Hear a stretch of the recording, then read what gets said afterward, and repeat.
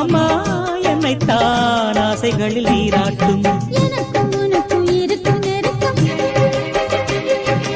இளமை தொடங்கி முதுமை வரைக்கும்.